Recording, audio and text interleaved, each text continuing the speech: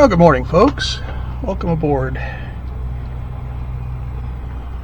It's just after Memorial Day, and as often happens here in New England, someone threw the summer switch.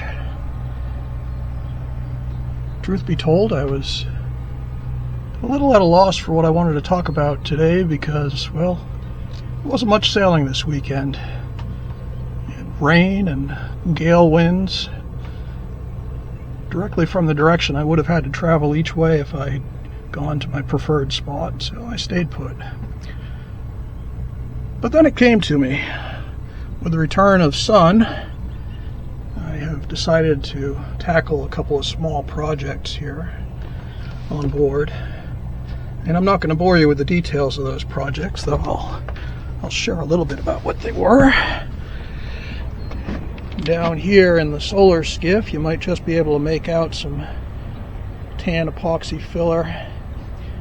Had a bit of a leak that was allowing accumulated rainwater to leak into the battery and electronics box.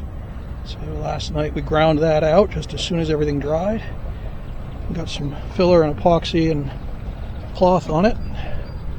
And while the kit was on board, tackled a couple of small repairs on the Peanut dinghy. Nothing major, just a few small breaches in the flotation tanks. Make sure she's nice and watertight. But again, that's not what I decided to talk to you about today. This discussion is about this tool bag. A video about a tool bag, you might say, and a fairly disreputable looking one at that. Well, yeah, because it's not really about the tool bag.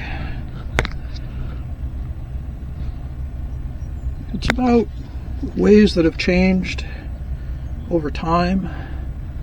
It's a bit of a reminiscence, maybe a bit of a lament that things have changed, but everything changes.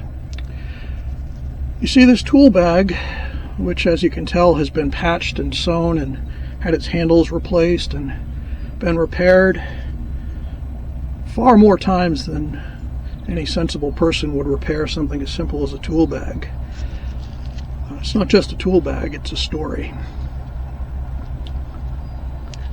I've had it for over 30 years, and it's a bit of a repository for recollections. Way back before I owned such a nice, organized, stout tool bag, I woke up one morning. It was a southeast gale. Those tend to be a little bit brisk here in Padenarm. We're fairly open to the southeast. And I noticed that there was a boat dragging through the fleet, headed up the channel, and to the north there's a stone causeway, and that stone causeway is not a good place for your boat to end up. Well, I realized that this boat belonged to a friend, a man of the generation just slightly ahead of mine, maybe a half a generation ahead. He's crossed the bar now, hopefully in a better place. But he was a good man. He was someone who took me under his wing, taught me how to race in Rhodes 19s when those were a popular local boat, before the days of expensive black sails, when racing was about getting your family and friends and kids out on the water and teaching them a fun sport. Far less competitive at that point, and it was really fun. Anyway, in came this boat dragging up the channel, and while I didn't know exactly what to do, I knew I could probably do something.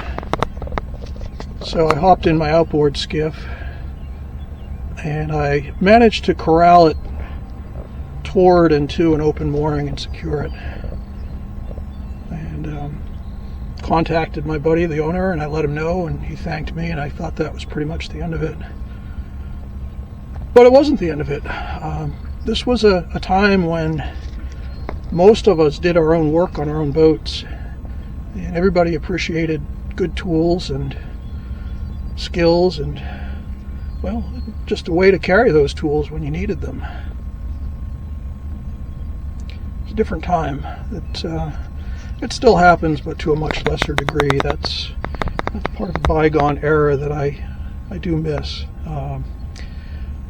There's nothing really difficult about rudimentary fiberglass work, though that's not meant to disparage the highly technical aspects that have elevated the profession to a genuine skill level that we didn't know as kids. Anyway, you can patch your own dinghy, and you'll do just fine.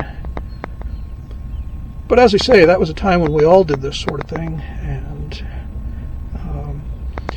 I was more than content just to have a thanks for the rescue of this boat. But the owner wasn't, and I came back to my skiff a couple of days later. This beautiful tool bag was in there with a really nice thank you note. He didn't have to do that, but he did.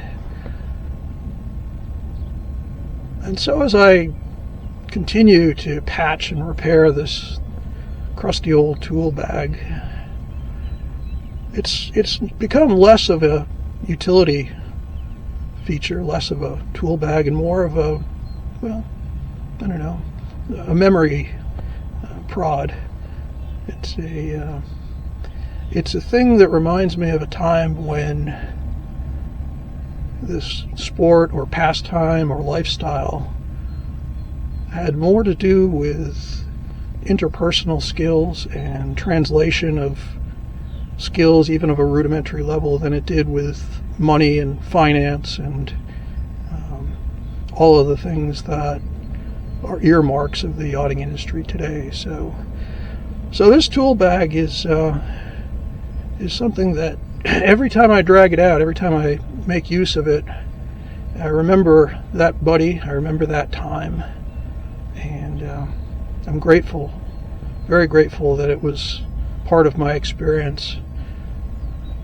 And a little bit of me hopes that there's some revival of that, and maybe there will be. You know, if you can ever take someone under your wing and show them basic skills, basic abilities,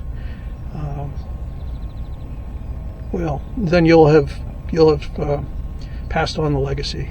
So that's my story today. Thanks for coming aboard, and thanks for participating in this channel in this small way of doing what my buddy did for me 30 plus years ago. We'll see you next week.